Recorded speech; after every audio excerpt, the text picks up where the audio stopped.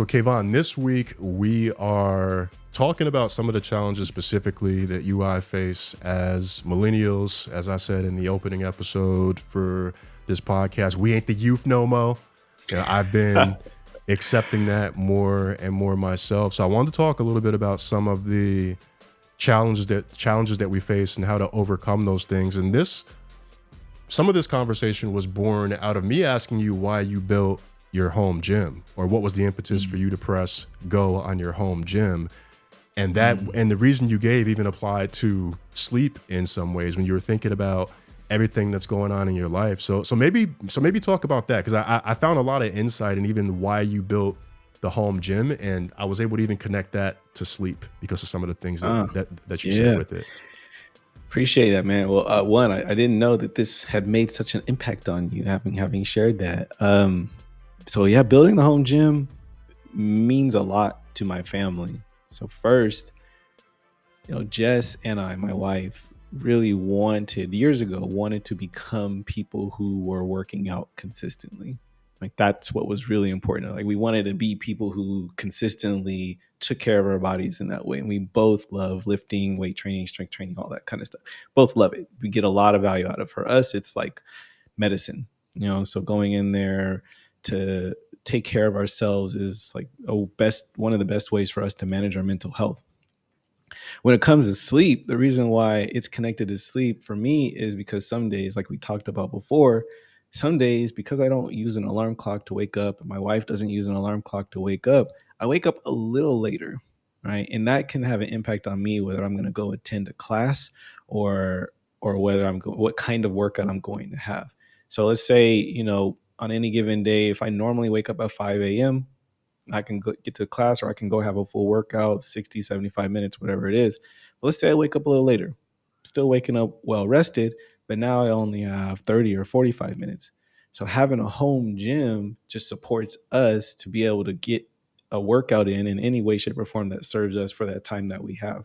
Right. So it's like, all right, well, I won't be able to like do two pre-strength movements and then a full strength session and then a full on metabolic conditioning at the end. Maybe I only get 2 movements in, but that's still way better than nothing. Right. And you can do that in a 30-minute segment or a 45-minute segment. So what we landed on when it came to building a home gym, one, was something that would support us to be as consistent as possible. It's right there. Folks don't know this, but if you go downstairs, so I'm upstairs in my condo now, you go downstairs, it's the first thing you see. When you walk into the house, it's the first thing you see. It's right next to the living room. It's right next to the dining room. So we look at it all the time. And I'm always invited. We actually made it like really beautiful. So it's like a very inviting space too. So it's like a place you want to be. Like, you just want to be out there, right? And so that's something that was important for us, is just to support us to be as consistent as possible. It's almost like no excuse. Like, you got this beautiful home gym, fully equipped. You got bars, you got weights, you got kettlebells. Like, there's no reason for us to not work out as much as we want. So that's one. The other is we wanted to be models for Ayana, right? So it's one thing, Ayana is my 2-year-old daughter. It's one thing for us to be working out consistently, but we're always like going somewhere, right? And Ayana knows it. Well, where's daddy going? He's going to the gym. Okay, but like, what the hell does that mean to a 2-year-old, right? Like, she doesn't know what a gym is. I mean, other than us taking her, she doesn't know what exercise really means. But now she can see us both working out. And now she'll see that that's something that both mommy and daddy do consistently, right? Like, daddy works out 2 to 3 times or 4 times from home a week. Mommy works out 3, 4, 5 times from home a week. So she sees us. And she's actually out there sometimes playing, running around, getting in the way, and all these kind of things. But she's a part of it now. So our hope is that she'll develop at least some interest in it, because she'll see that it's a part of our family values, right? So I didn't have that. No one in my family exercised or had a workout equipment, or I never saw anybody. So like, this journey towards becoming someone who exercises regularly has been a very long one. Very, very, very, very long. It's like 13 plus years of me trying to get to a place where I'm at today, which is working out almost every day. I don't want Ayana's journey to be that long. I would love for her to grow up and like this is just something that she does because she loves it and she sees the value of it, right? And she sees the value of it for her body, her mind, her spirit, all the things, all the reasons why we work out. I want Yana to have those experiences much earlier in life. So those are two things. There's probably something else, but that's what's coming to me now.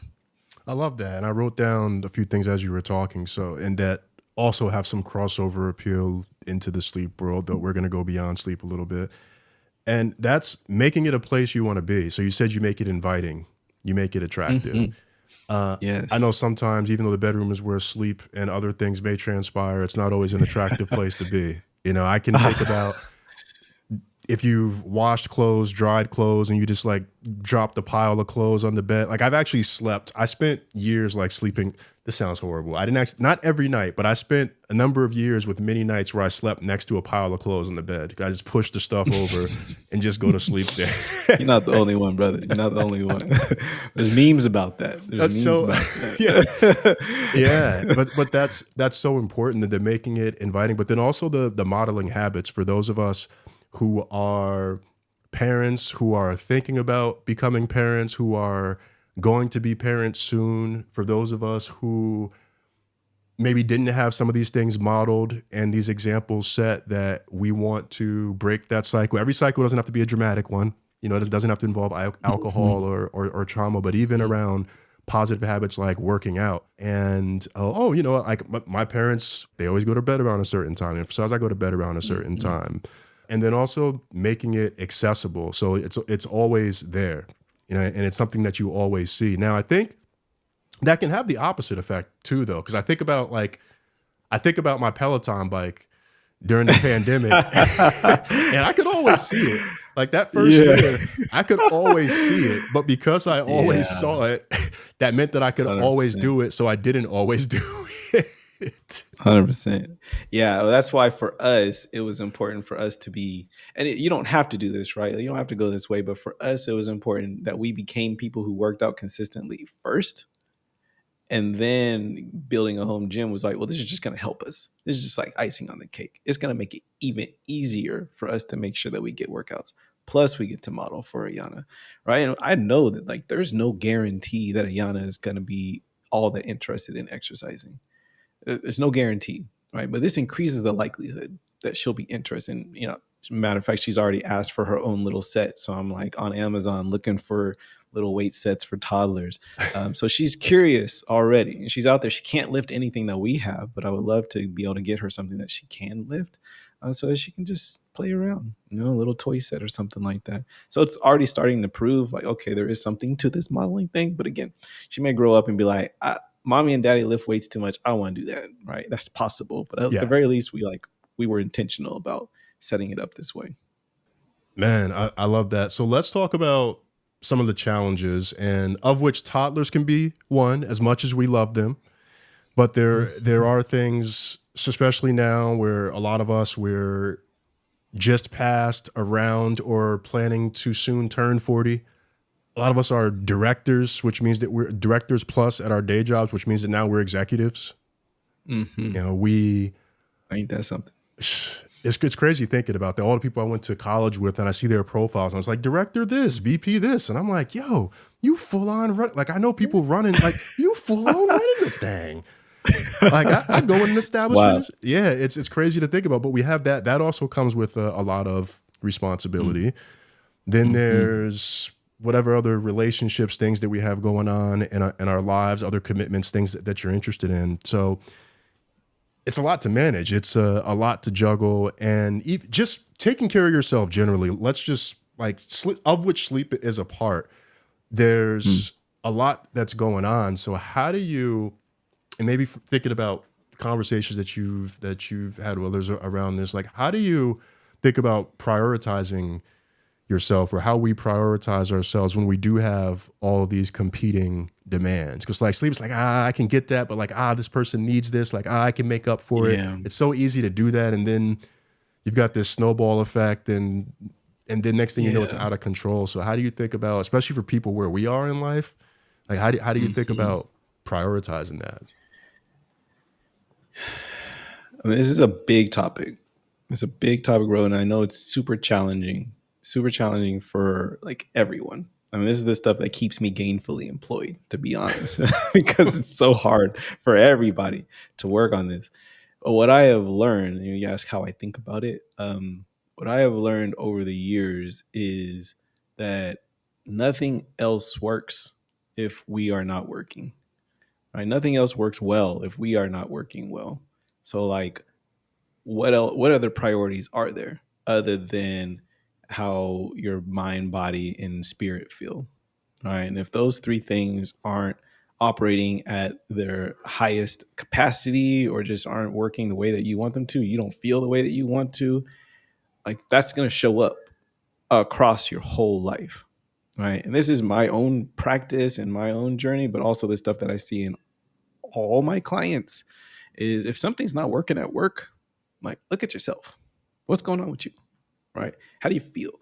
Right? We talked a little bit about the impact of sleep. Like if you're not getting along with somebody, how are you showing up to those conversations? Right? The only thing that you can be responsible for is you. Right? So you can transform relationships by focusing on transforming yourself and how you approach any situation. So what I have learned personally is that when I feel good and my body feels strong and I am well rested, and my spirits are high from doing all this stuff, the problems in my life kind of disappear. Now, there's going to be challenges, right? There's going to be hard stuff that comes up that you can't expect, but the way that you look at those challenges changes. And you begin to see these things as like opportunities to grow, right? Like that's a real thing for people at different points in their life. And it's not just like, oh, I'm using, I'm wordsmithing something so that I look at it differently, but I still feel like it's a problem. Oh, there's a way of looking at life and not judging it and seeing these things that come up in your life as invitations to grow. But you only do that when you feel really good and ready to take on these opportunities or to take on these challenges. So for me, coming back to it, it is the way. It is the way to create the things that I want to create in my life is focusing on myself first. Yeah, I'm smiling over here because I was thinking about the way that I felt the first time, and I think I told you like when I got sleep, the first time I felt rested, Yeah. Yeah. and I was like, "Yo," Yeah. I'm like, "Yo, this is what I've been missing out on. Yo, like, this is sleep." 100%. I'm like, "Yo, Yeah, wait, man. my brain doesn't have to shut down at 3 p.m." I remember telling like my days got longer. Mhm. Like the Mhm. man, like I'm getting Mhm. excited thinking about it now and can't wait to get back to that. I'm working on it. We're gonna keep working on that. But You're gonna get it. the benefits. Do you remember the first time that you got like that quality, that I quality do, rest? bro. I remember the moment I was in Seattle when I first started thinking about sleep and focusing on it. I was in Seattle and I was walking and I was like, I feel like Kanye, like I feel like a god, like what is this? Like I've never felt like this before. I had never felt like that before. It was a whole new level. I was like, oh, this is it. And that I haven't looked back since. I haven't looked back ever since then. I was like, oh, I just want to feel like this. Or like, could I feel better? And the answer is yeah. Because you could be well rested and well exercised, and well fed. Right? There's levels to all of this. And well loved and fulfilled in your work. So that's my journey. And this is what I get obsessed about is like I'm obsessed with like feeling good. Yeah, And so I just do all the things that make me feel good. And there's all these, and so I say sleep is foundational because it's really hard to do the other things really well when you're tired. yeah, Um, but yeah, man, I remember the moment I was walking around. It was like spring, so obviously it was like sun was out. I was like, it felt like a natural high. It was like one of my first real natural highs, like no one around me, just enjoying life because I was well rested. Did you actually hear birds chirping too? Yeah, bird shirt, all everything, man. It was I like I said, I remember the moment. You asked me and I remember the moment Yeah, vividly. it's. I mean, so do I. That's the thing. I'm sitting here thinking about like waking up, like, yo, that was like this could be, or not even waking up. So here's the thing. I didn't feel that way right when I woke up that day. Same. It Yeah. was later on where I think it had got to 7 or 8 o'clock, and I looked up and I was like, it's 7 or 8 o'clock. I still got energy. What in Huh. the like this? Yeah. Yo. But then of course Crazy. life things get in the way and things come up. So it can be bounce of success and then things may come up and then it's hard to get back on that wagon. Just like with anything else, a Yeah. diet, working out, like you fall off, it's difficult to get back there. Yeah. One challenge in particular for a lot of us in this season of life, just based off of where we all are, having partners. And I've talked to clients myself about their sleep, and there's sometimes a feeling of shame. And I've had this myself about going to bed earlier, Yeah. or Yeah. talking to folks who are parents. They feel guilty about leaving the other partner with the child responsibilities or whatever other responsibilities, or Yeah. they've been busy doing their business things or doing things all the day, and the quality time they feel like that sleep cuts in on quality time, and so they don't want to choose between their partner Mhm. and sleep. I feel like on this I learned a lot from you, because part of what I had to realize was that there was a conversation that needed to be had as far as talking to my partner and explaining what I was trying to accomplish. So what do you Yeah. what do you say on that? Because you prompted me. Yeah. So yeah. Yeah, there's a lot there too, man. And again, this is not easy stuff. Like I don't want anybody to think that making this life, creating this life that you want for yourself is easy. Like it's hard work and it takes time.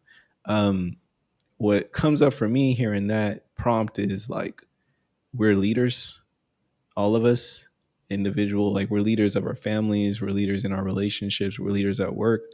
And sometimes it takes you taking a leadership role and saying, okay, this is what I want for myself, and this is what I want for our relationship, right? Like, hey, babe, I really want to sleep well or sleep better, and I want quality time with you. I don't know how to do that. Can we figure it out together? Right? And then there's a conversation. Right? But most people, you have a good enough partner, if you tell them, hey, I want to feel better for you and I want to have more quality time with you, but I don't know how to do both. Can we figure it out? Most of your partners will be like, okay, well, shit, let's figure it out. All right. We don't always approach these kind of conversations that way. No, Might be we like, don't. We don't at all. no, we don't. That's why I'm just sitting here Right. looking If you at you take like a, wide eyes. Like, yeah, okay. but it could be that way, right? Like you could approach it that way. We often will be like, oh, well, I can't do this because of this thing, right? I can't hang out with you because I want to get sleep, right? Where and this is what we do in coaching is figure out like how do we get both, right? And that's where we get to be creative. It's like I want sleep and I want quality time with you. So how do we get both? I don't have the answer. I maybe have some ideas, but I would love to co-create that with you so that I can feel the way I want to feel and get time with you, which I'm sure your partner wants as well. And so it's having those kind of conversations, but those conversations aren't easy. And the answer might not come right away. And you might try some stuff that doesn't work, right? That's where the testing, that's where my obsession with like tinkering with my life and tinkering with my relationship becomes handy because I'm relentless, bro. Like I'm gonna get what I want. Like I'm gonna get my sleep and my quality time. I'm gonna figure it out over the course of time. You know. Yeah, man. It's vulnerability. That word comes up again. It comes up all the Mm-hmm. time. Being able to Mm-hmm. even say that, it's much easier to say the former version. I forget exactly how you said it, but like, yeah, I could be on this couch with you, or I could be getting sleep, and I'd rather get sleep. Like that's probably Right. like that approach is is not going to be as effective as like I want to be able to show, like you're essentially saying I want to be able to show up more fully and effectively, like with Mm-hmm. you in this context of us. Mm-hmm. And the best way to do that is for me to get more. So like, how do we? I think that one, starting with like the I and like and then making it a we Yeah. is really effective for navigating that 100%. conversation. And that's when and again, I can't help but look at it through a lens of leadership, right? That's you as a leader saying, I want something, I want change, I want something different, and then inviting your teammate, your partner on the journey with you. What's coming up for me is what happens with a lot of my clients sometimes they just want to do too many things at once. Say more. right? So for me, it's, well, so I want to As one of sleep those and I clients. want I want to sleep better. I want more time with this partner. I want to eat better. I want to do all the things, right? And that is what leads people to be unsuccessful kind of across the board, is because just too many priorities. You know, if everything's important, nothing's important. So I want to suggest for folks is like pick one thing that you want to work until you get it to a good place, and then move on to the next thing, right? But trying to have all the things work well all at once just leads people to be frustrated and unsuccessful. So if it's sleep and quality time with your partner, great. Focus on those things, and that's it. And there might be other things that you want, but like they gotta wait, right? Let them wait. Pick the one that's most important for you right now, and then work that thing. Is there anything you think comes before sleep? What a question. For what? For what? What a question in return. Let's say, because there would probably have to be some type of extreme, like if someone gets sick or there's some type of emergency, yes. But I guess I'm trying to think of some other value, maybe some other concept that you would place more highly, because sleep is the foundation. Because if you believe sleep is the foundation, then no, then maybe that is it. Like, Honestly, it's, I find in American society, when it comes to challenges with relationships, leadership, getting to the gym, consistency, decision making, vision, like all the things that are important to people and leaders in the world, a lot of those problems disappear when people are well rested, right? Like creativity, like, yeah. like people's creativity just goes crazy when they're well rested. I got ideas coming from everywhere when I'm well rested. So it is a thing. This is why I've gotten so passionate about it. It is something that can provide tremendous unexpected value when you get it down good. Like when your sleep is solid, you will be surprised. You'll be really surprised. So hopefully someone's are taking this and running with it, running their ass to the bedroom to create some sleep hygiene. you know, Yeah, even there's other things that being well rested help with in relationships as well. You know, from yeah, an energy level perspective, that's a whole other conversation. yeah. Go ahead, please. Yes. So definitely a lot of benefits in multiple dimensions. Tips, tactics, like to me, like oh, you do that. Like there really is no like magic tactic. It's you kind of fumble. To me, it feels like you kind of fumble around with it until you figure out what works. But the most important thing is to be consistent with whatever it is that you are doing for your sleep, and Yeah. then if you're still having challenges, like even like sleep apnea, like at some point you do have to get outside. I almost said outside forces, outside perspective, outside Support. involvement, in intervention, or whatever you want to call it, to Yeah. help you, because like something like that, like even like remember I got to put on the CPAP mask before I fall asleep, or I got to take Mhm. my sleep medication. Mhm. There's a lot of other things that can be a part of it that can easily fall out of the cycle as well.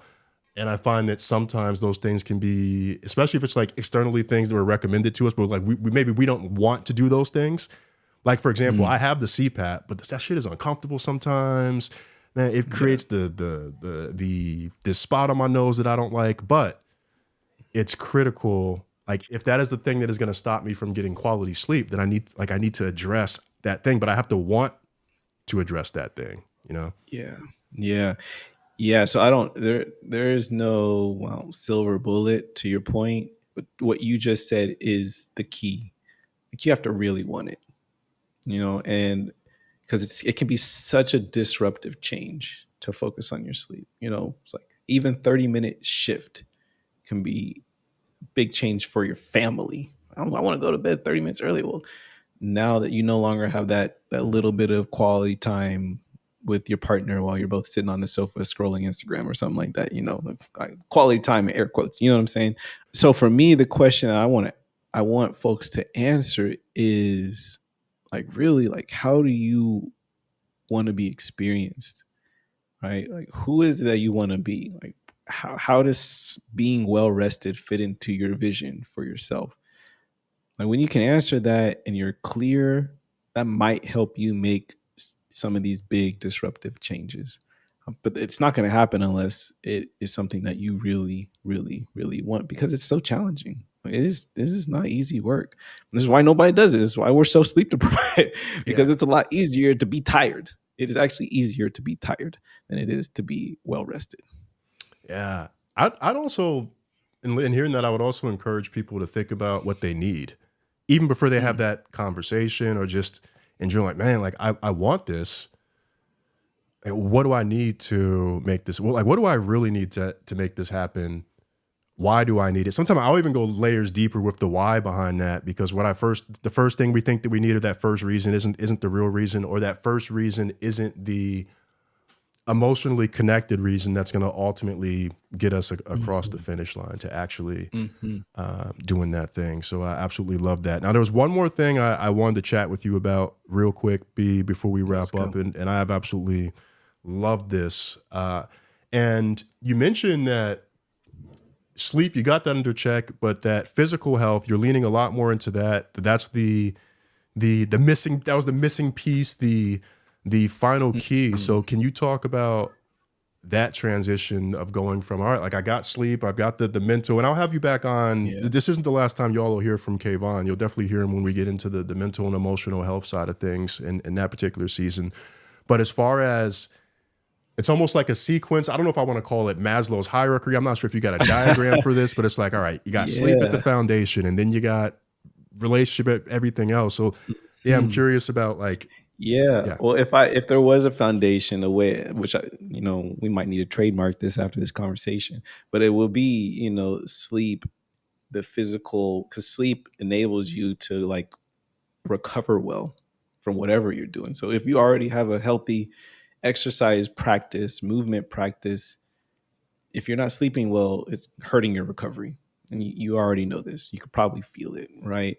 So, what sleep enables you to do if you're exercising regularly is like keep doing it, right? Like, oh, if I'm sleeping and I'm eating well, then I can keep exercising and keep molding my body to be the way that it wants to be. And then all of that leads to mental health, right? So there's a connection there. But I think to answer your question, it is for me become the next journey. My journey started with mental health. Just for whatever reasons, I landed on, maybe because God was like, oh, you need to look at your mind because it's not working the way that it needs to. So I started focusing on mental health. And then I started coaching and supporting leaders to really like check their mindsets and figure out who they are and what they want to be. And then uncovering that sleep is a limiter for a lot of folks. And then when I think about physical well-being or physical health, why that becomes important in the work that I'm doing is something you and I've talked about, which is sustained effort over time. Like if you really want to achieve the vision or mission, right? You first got to get clear, gotta have the mentals right, but then you got to like do it. You got to take action, and that action requires a sound mind and body, right? Like you got to continue to show up, and your body is going to take a toll. If you're on in a big and important mission, it's going to tire you out. So you'll need to rest. But having a strong body is critical. Like this is the tool that God gave us to achieve the missions that we're all here for. And taking care of this tool, sharpening it, helping it become stronger and more capable will only support you to achieve more of the vision or mission that you've set out for, that you've been given by God or the powers that be. So for me, it's like I have a big vision and a big mission, and I got my sleep down. I got my mental health down. Now it's time to sharpen this sword. And that's what I'm working on. so I got to ask, you said strong body. What does strong body mean to you? Because that can mean, we got all shapes, sizes. When you hear Yeah. strong, there's probably certain images Yeah. that come to mind for folks when they hear strong body.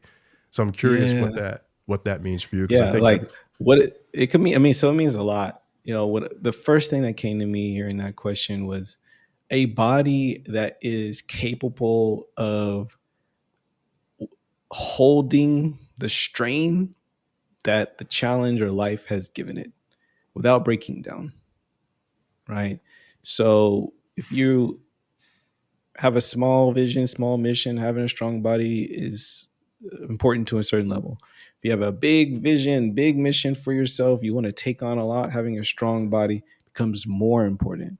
And so, me, again, coming back to like what I am setting out for, the things that I want to accomplish, having a strong body means like having my body prepared for whatever, like being over prepared so that I don't break down, so that I can sustain this effort over time. Right. Like I don't want to be burnt out. I've done that, been there. I want to make sure that my body's in tip top shape. So when life throws me something, I can handle it. Like, I got it. Like strong. I've done this before. I know I can carry this load because I'm well trained. Ah, love that so much, man. It's I hadn't thought about that question even until I just asked you it just now. Like, Great question. what exactly is a strong body? I'm like, man, that could be the core strength. Is that the people probably think of the It's upper all of it, body? man. I know that they think about they think about weightlifting. I'm sure that there is at least one woman who immediately said, "I ain't lifting no weights because I don't want to get too bulky." Because when they hear Yeah. strong body, like that's what they immediately think of. And I think of people like even being limber and being flexible. We think of that as a separate thing, but that can make you feel strong too. That can make you feel mentally strong, Absolutely.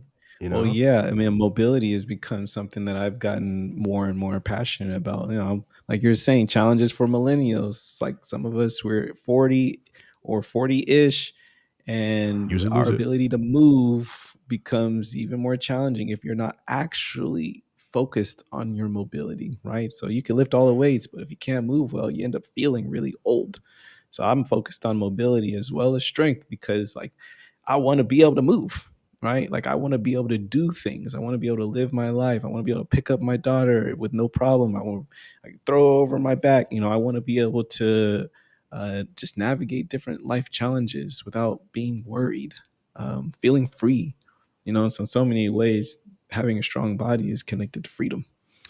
Oh, that's my word. That's my Mm. word. And I think about the back pain and stuff that I was saying. We talked about that, me being in just like retched over in back pain. And now that I've addressed a lot of that, and there's still things to work on physically, right? I've still got things to work on. But what that did for my just my your everyday well-being, like to your point of like not being in pain, not like being in constant pain, it puts you in a bad mood. It is hard to show up in full when you're in pain. 100%. 100%. 100%. It impacts you. It impacts your mental health. It impacts how people experience you. But you know, if you're well rested, you're well fed, you've taken care of your body, and you know your body's strong, you move the earth differently, right? And people feel that. You're like, oh, what's going on with Rich? I don't know. He's been taking care of himself. He's moving different. His energy is different. People feel that. People feel that you when you walk from out of a training session or the next day or you're well recovered, like and you're feeling strong, people feel that and they're attracted to that. People want to be around somebody who is strong and knows they're strong. People like that, right? So if you want to lead people, you want to lead people feeling concerned about your body. You want to lead people knowing like, oh, I got it. You know, I can do this. And you can do it too. You want to come with me? Let's go. Right. That's important to me as well. Man, I am so glad that we have gotten to make this podcast thing a reality after all these years. And it's Me too, bro. what's also wild is like this podcast itself. Yeah, maybe it happened some way, somehow, but things aren't moving the way that they are right now. If I don't meet you at the same team, like working in the same org, same team at Google, you Mhm. noticing, I don't know what you noticed, what you saw, but I'm so glad that you did. And Mm. it's something that I think sometimes I want to be more thankful for and cognizant of going forward, because not everyone has that chance of having someone intervene or someone to come into their life and really be there and be that level of supportive and help them turn things around to where this conversation and this podcast and the season that I'm in to even be able to do this could be a possibility. So another reason I wanted to have you on was so that I could thank you in front of all of these people. I know I said it up Mm. front. This conversation, everything I think has been a true testament to who you are. And I think people hear that, like how you walk the talk, how I'm walking the talk. Like if I didn't work with you, I probably don't become a coach myself. So there's just so much that I'm thankful for, and that if you've been following me and supporting, you need to be thanking this brother for too. Of course, now as a coach, I know you will say like, nah, brother, you did the actual work, but like I want to make sure that I give you these flowers on this here MP3 file for folks. Well, thank you, brother. You asked the question, what did I see, and what came up for me immediately was I saw myself. Not just because you're a bald black man, but because I saw someone with tremendous power who was sleeping on it. Right, I was in the same boat. Right, we both worked at Google, same team. I saw someone who just had tremendous capability and was sitting on it. Like we all do. Right, I'm on the same journey as you, just in a different place, different time. I've been so I received that, and I've been so grateful to watch you grow. It is one of the greatest joys of my life to watch you grow, and to have it come full circle and have me be on your podcast talking about things that I really care about, things that are important to me, and that somehow being of value to others. Like, that's a gift to me. So just know, and I've said this many times before, I'll say it again, like, being in your orbit is a gift, my man. It really, really is. It's a gift for everybody, even this person you call coach. It's a gift for me, man. So I thank you. Appreciate it.